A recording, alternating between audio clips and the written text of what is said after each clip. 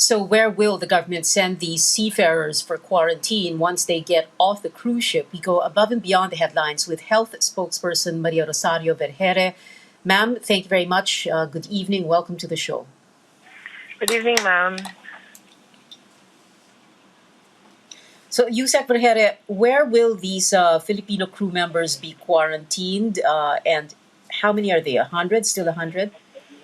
Actually, we still have not received official information yet regarding this matter.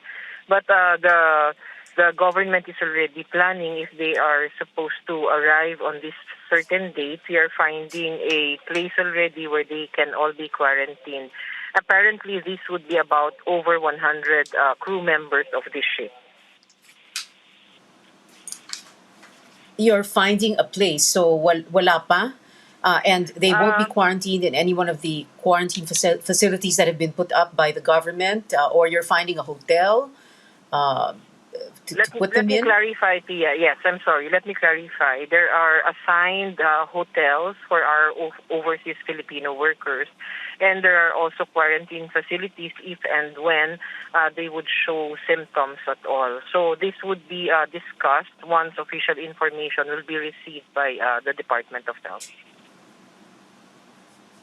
Oo, pero ma'am, just to be very clear, when they do get off, these 100 plus seafarers, the crew members, Filipino crew members of the Ruby Princess, when they get off that ship, they will go straight first into quarantine because that is the policy for all returning OFWs, right, ma'am? Yes, that's part of the protocol. Yes. Okay. And they will be in quarantine, ma'am, for 14 days. Yes, that's part of the protocol, quarantine of 14 days until they can be issued out their certificates and they can go straight home. I see. And the protocol that will be followed will be that of any other that will apply to any other returning overseas Filipino worker the minute they get home to the Philippines. There are classifications as to what type of or what set of these OFWs would be coming home. Theirs is a stringent classification whereby we will be placing them in a quarantine facility or a hotel where the Bureau of Quarantine officers will be the ones managing them because they are coming from a high-risk area or coming from a high-risk ship, considering that there are positive cases from the ship coming from. I see. Okay. Is there anything else you can add, ma'am? Although I know just a while ago you said you don't have enough information yet about these crew members. So, uh, baka meron pa pong pwedeng idagdag tungkol dito. Yes, ma'am. Actually, the initial crew members have arrived already. If this information was already, I think, outed to the media, where there are already 379 members of this cruise ship are already here in the Philippines. They are already quarantined in different hotels here in the Philippines. They were subjected to RT-PCR testing prior to their arrival here, and they all tested negative. There are no signs and symptoms that have been observed among these 379 crew members who are all quarantined. It is their fifth day now for their quarantine. So we will be waiting for the official information for this additional crew members coming from this ship, and then we will be providing information once we have already identified the facilities and other things that we will be doing for management.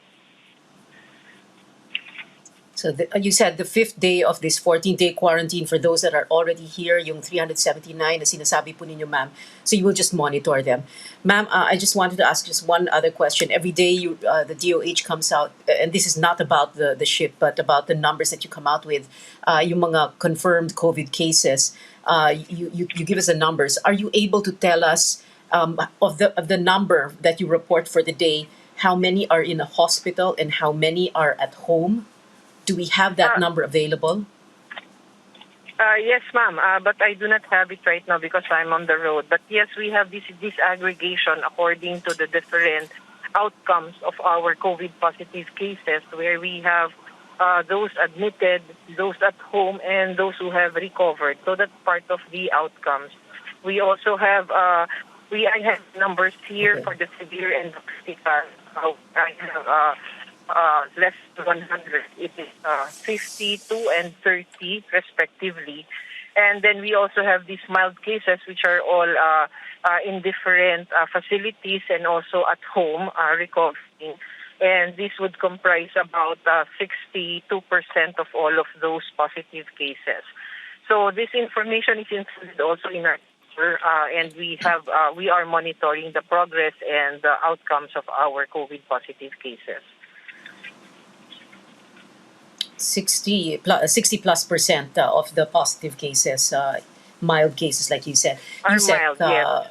Vergere of the Department of Health. Thank you very much, ma'am, for joining us this evening.